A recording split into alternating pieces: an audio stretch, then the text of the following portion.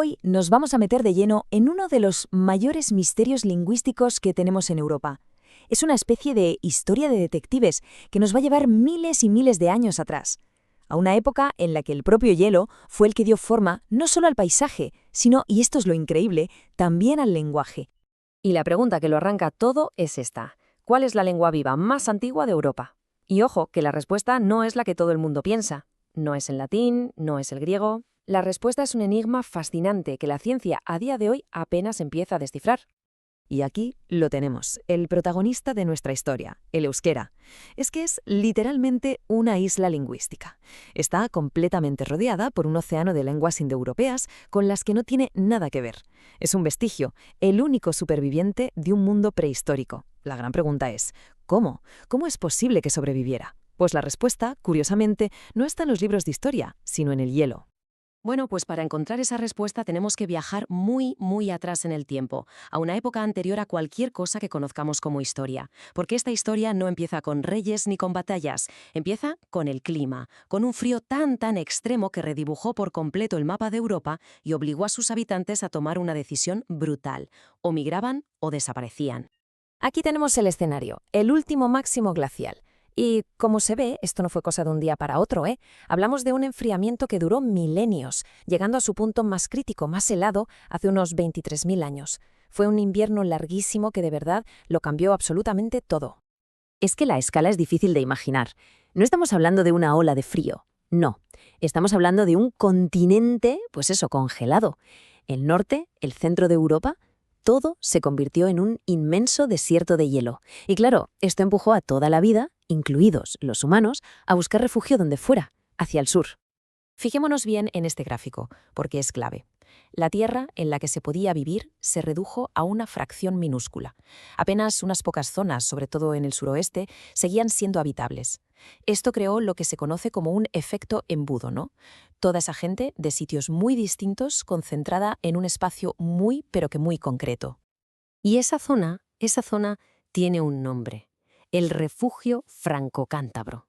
A ver, no nos imaginemos un paraíso, ni mucho menos, pero era lo único que había. Y se convirtió, sin que nadie lo planeara, en una especie de crisol donde se iba a forjar una realidad social y lingüística completamente nueva. La consecuencia fue brutal. La densidad de población en esa franja de tierra se llegó a multiplicar por 3, incluso por 4. Pensemos un momento en lo que eso significa. Grupos que venían de sitios distintos, con culturas distintas, de repente obligados a compartir las mismas cuevas, los mismos recursos. La presión tuvo que ser enorme. Claro, esta llegada no pasó de la noche a la mañana. Fue un goteo constante durante miles de años. Primero unos grupos, luego otros, un éxodo masivo. ¿El resultado? Un cóctel de gente con tradiciones distintas. Y aquí viene lo crucial para nuestra historia, que hablaban lenguas o dialectos que no tenían nada que ver entre sí. De repente, estaban todos juntos. Y esto nos lleva a la pregunta del millón, ¿no? ¿Cómo te comunicas con gente que no te entiende? Para hacer cosas vitales, para cazar juntos, para hacer alianzas. Su vida literalmente dependía de encontrar una forma de hablarse. La supervivencia estaba en juego. Pues bien, la lingüístico tiene un nombre para lo que probablemente ocurrió, una koiné. No es un idioma que impone un grupo sobre otro, no. Es algo que nace de la pura necesidad, una especie de idioma de emergencia donde todo se simplifica, se cogen las palabras más útiles de cada uno y poco a poco va surgiendo un código nuevo que todo el mundo entiende. Para que nos hagamos una idea, esto no es algo tan raro. Tenemos un ejemplo mucho más reciente en los Balcanes. Allí, idiomas de familias totalmente distintas, como el griego o el albanés, acabaron compartiendo reglas gramaticales solo por la convivencia. Pues bien, el refugio glacial fue algo muy parecido, pero claro, a una escala de tiempo muchísimo mayor, y miles de años antes. Y esto, claro, no es magia. Es un proceso lento, de generaciones. Al principio seguro que eran gestos, palabras sueltas para lo básico: agua, fuego, bisonte. Pero con el tiempo, a lo largo de muchísimas generaciones, ese código se consolida. Y lo más importante, se convierte en la lengua materna de los niños que nacen allí. En ese momento, ya está, se ha creado el idioma del refugio. Pero claro, la historia nunca es tan sencilla, porque el hielo no iba a estar ahí para siempre. Hace unos 19.000 años, el clima volvió a cambiar y el hielo empezó a retirarse. El mundo se abría otra vez, y esto provocó un momento decisivo, una bifurcación en el camino para la gente del refugio. Y aquí, la gente del refugio se dividió en dos. Por un lado, estaban los que se fueron, los que siguieron a los animales para repoblar el continente vacío. Al separarse, su lengua común se fue dividiendo en 1000 dialectos. Y por otro lado, estaban los que se quedaron, los que decidieron mantener esa lengua común justo en el lugar donde había nacido. Y esto es súper interesante porque responde a una ley casi universal de la lingüística. Cuando muchos grupos distintos se juntan, los idiomas tienden a simplificarse, para que todo el mundo se entienda. En cambio, cuando un grupo se queda aislado, su idioma empieza a hacerse más complejo, a desarrollar sus propias reglas, sus matices.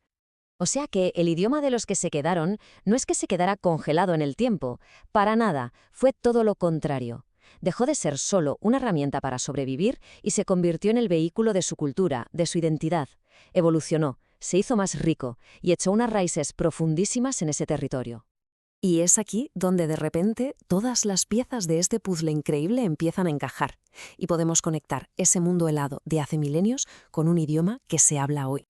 Este recorrido final nos lo deja clarísimo. Partimos de esa coiñé de emergencia que nació en el refugio, de ahí pasamos al núcleo de gente que se quedó y que fue refinando el idioma durante milenios. Esto con el tiempo daría lugar al protoaquitano, que es la lengua que encontraron los romanos al llegar, y de ahí, directamente, al euskera que conocemos hoy. El hilo es directo. Hay una frase que lo resume todo de una manera, bueno, casi poética. Y es que es así. No estamos hablando solo de gramática o de palabras. Estamos hablando del nacimiento de una forma de comunicarse que se forjó en uno de los momentos más duros y desafiantes de la historia de nuestra especie. Así que volvemos a la pregunta inicial, pero ahora la vemos con otros ojos, ¿verdad? Quizás cuando oímos a alguien hablar en euskera, no estamos oyendo solo un idioma. Quizás, solo quizás, lo que estamos escuchando es un eco, el último eco vivo de un mundo perdido, una voz que ha viajado miles de años para llegar hasta nosotros desde el mismísimo corazón de la Edad de Hielo.